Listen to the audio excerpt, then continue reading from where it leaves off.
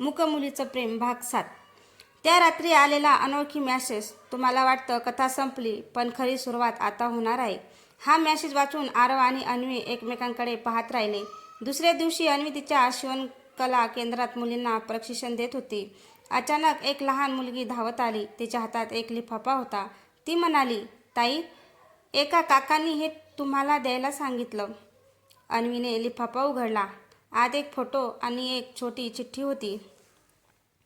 चिठ्ठीवर लिहिलं होतं, तुझ्या आईचं शेवटचं अपूर्ण स्वप्न अजून पूर्ण झालेलं नाही. फोटो पाहताच अभय आणि नील दोघेही आश्चर्यचकित झाले. त्या फोटोमध्ये अन्वीची आई एका अनाथाश्रमातील मुलांसोबत उभी होती. मागे मोठ्या अक्षरात लिहिलं होतं, स्वप्न आश्रम. आरव म्हणाला, हा आश्रम अजूनही अस्तित्वात असेल तर तिथे नक्की काहीतरी महत्त्वाचं मिळेल. सगळे लगेच त्या गावाकडे निघाले.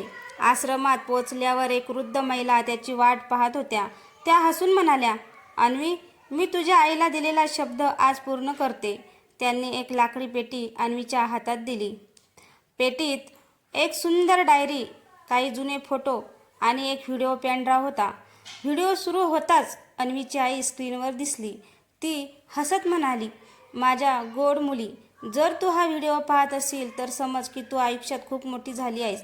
आता माझं शेवटचं स्वप्न तू पूर्ण करायचं आहे. अन्वीच्या डोळ्यात अश्रू आले. पण व्हिडिओ अचानक बंद झाला. स्क्रीनवर फक्त एकच ओळ दिसली होती, उरलेला संदेश पाहण्यासाठी स्वप्न आश्रयच्या जुन्या विहिरीजवळ या. तेवढ्यात आश्रमाच्या बाहेर एक काळी कार येऊन थांबली. त्यातून उतरलेली व्यक्ती पाहून आरवच्या चेहऱ्यावरचे भाव बदलले. तो हळू आवाजात म्हणाला, हे इथे कसे? आश्रमाच्या बाहेर थांबलेल्या काळ्या कारमधून एक मध्यमवयी व्यक्ती खाली उतरली. त्यांच्या हातात एक जुनी फाईल होती. ते अन्वीकडे पाहून म्हणाले, माझं नाव देवेंद्र आहे. मी तुझ्या आईच्या ट्रस्टचा वकील होतो. आरव सावधपणे म्हणाला, तुम्ही इतके वर्ष कुठे होतात? देवेंद्र शांत आवाजात म्हणाले, तुझ्या आईने मला एक वचन दिलं होतं. योग्य वेळेपर्यंत हे सत्य कोणालाही सांगायचं नव्हतं. त्यांनी फाईल उघडली. आत एका मोठ्या शाळेचा आराखडा होता. वर लिहिलं होतं, अन्वी शिक्षण संकुल. अन्वीच्या डोळ्यात आश्चर्य दाटलं. तिने वहीत लिहिलं, हे माझ्या नावावर? देवेंद्र हसले, हो, तुझ्या आईचं स्वप्न होतं की गरीब, मूक आणि दिव्यांग मुलांसाठी एक मोफत शाळा उभी राहावी. सगळे आनंदात असतानाच आश्रमातील जुनी विहीर अचानक हलू लागली. एक मोठा दगड बाजूला सरकला. त्याखाली एक गुप्त मार्ग दिसू लागला. अभय टॉर्च घेऊन पुढे गेला. त्या मार्गाच्या शेवटी एक छोटी खोली होती. खोलीच्या भिंतीवर अन्वीच्या आईचा मोठा फोटो आणि खाली एक लाकडी पेटी ठेवलेली होती. पेटी उघडताच त्यात एक डायरी आणि एक चावी मिळाली. डायरीच्या पहिल्या पानावर लिहिलं होतं, प्रेम हे शब्दांनी नाही तर कृतीने सिद्ध होतं. आरवने अन्वीकडे पाहिलं. अन्वीच्या डोळ्यात हसू आणि अश्रू दोन्ही होते. तेवढ्यात खोलीतील दिवे अचानक बंद झाले. अंधारात एक आवाज घुमला, जर हे स्वप्न पूर्ण करायचं असेल तर आधी माझा सामना करावा लागेल. सगळ्यांनी टॉर्चचा प्रकाश त्या दिशेने वळवला, पण तिथे कोणीच नव्हतं. फक्त भिंतीवर लाल रंगात एक शब्द लिहिलेला होता, परीक्षा. भिंतीवर लाल अक्षरात लिहिलेला शब्द परीक्षा. तो पाहून अन्वी काही क्षण शांत उभी राहिली. आरवने तिचा हात हलकेच धरला. घाबरू नकोस, आपण एकत्र आहोत. अन्वीने हसत मान हलवली. देवेंद्र यांनी डायरीचं पुढचं पान उघडलं. त्यात लिहिलं होतं, जो या खोलीपर्यंत पोहोचेल त्याने स्वार्थासाठी नव्हे तर समाजासाठी जगण्याची शपथ घ्यावी. अन्वीने वहीत लिहिलं, मी आईचं प्रत्येक स्वप्न पूर्ण करेन. इतक्यात त्या लाकडी पेटीतील चावी चमकू लागली. देवेंद्र म्हणाले, ही चावी शहराच्या जुन्या वाचनालयातील एका लॉकरची आहे. आरव, अन्वी, अभय आणि नील लगेच तिथे पोहोचले. लॉकर उघडताच आत एक सीलबंद लिफाफा आणि काही जमिनीची कागदपत्र होती. त्या कागदपत्रानुसार अन्वीच्या आईने अनेक वर्षापूर्वीच गरीब आणि दिव्यांग मुलांसाठी शाळेची जमीन विकत घेतली होती. पण ती जमीन आज एका बिल्डरच्या ताब्यात होती. आरव म्हणाला, ही जमीन आपण कायदेशीर मार्गाने परत मिळवू. तेवढ्यात आरवच्या ऑफिसमध्ये एक नोटीस आली. त्या बिल्डरने न्यायालयात दावा दाखल केला होता. सुनावणी फक्त 3 दिवसांनी होती. सई आरवची सहकारी वकील फाईल घेऊन आली आणि म्हणाली, आरव, ही केस खूप कठीण आहे, पण आपण हरलो तर शाळेचं स्वप्न कायमच अपूर्ण राहील.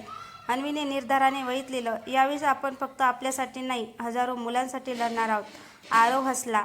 आणि ही लढाई आपण नक्की जिंकणार. पण त्याच रात्री त्या शाळेच्या जागेवर कोणीतरी बुलडोजर आणला. दूर उभा असलेला एक माणूस फोनवर म्हणाला, उद्या सकाळपर्यंत इथे काहीच उरू नये. अन्वीने ते दृश्य पाहिलं आणि तिच्या डोळ्यात पुन्हा एकदा अश्रू तरळले. रात्री उशिरा बुलडोजर शाळेच्या जागेकडे पुढे सरकत होता. अन्वी धावत जाऊन त्या जमिनीसमोर उभी राहिली.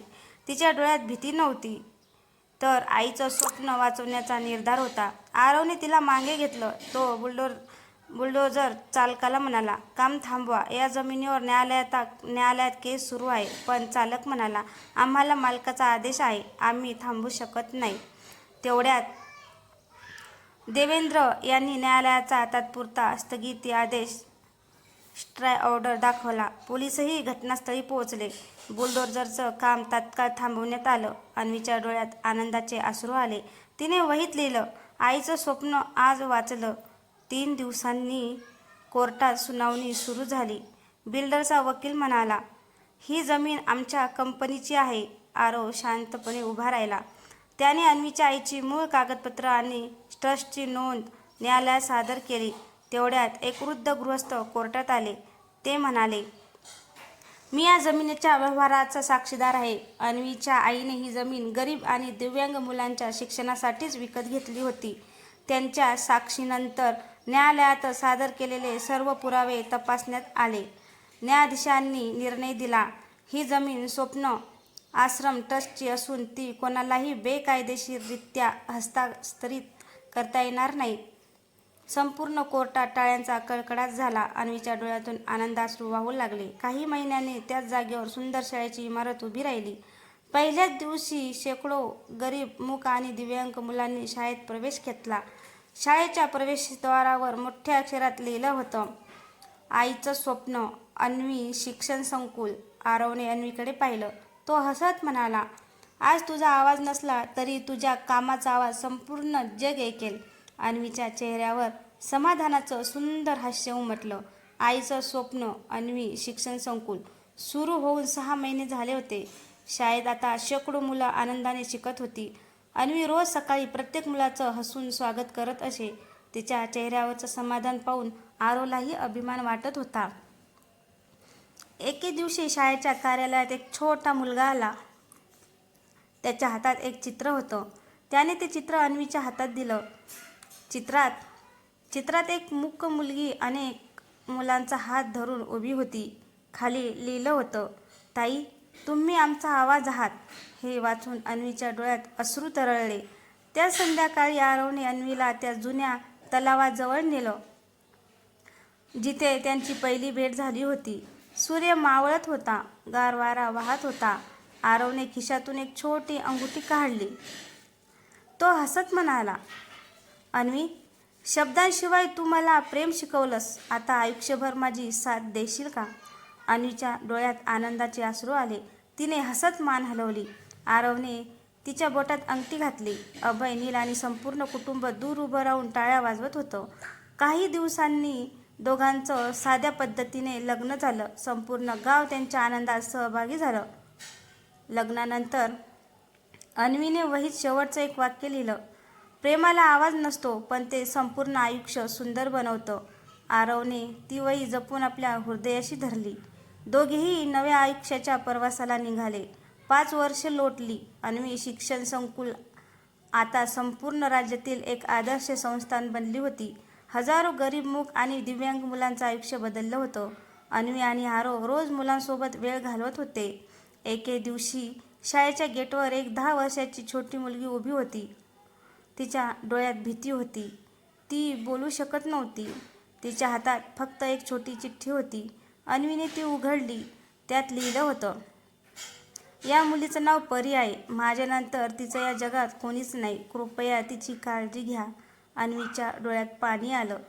तिला स्वतःच बालपण आठवलं. अन्वीने हळूच परीचा हात धरला. हसत तिने वहीत लिहिलं, आजपासून तू एकटी नाहीस. परीने लगेच अन्वीला मिठी मारली. आरव ते दृश्य पाहून भावूक झाला.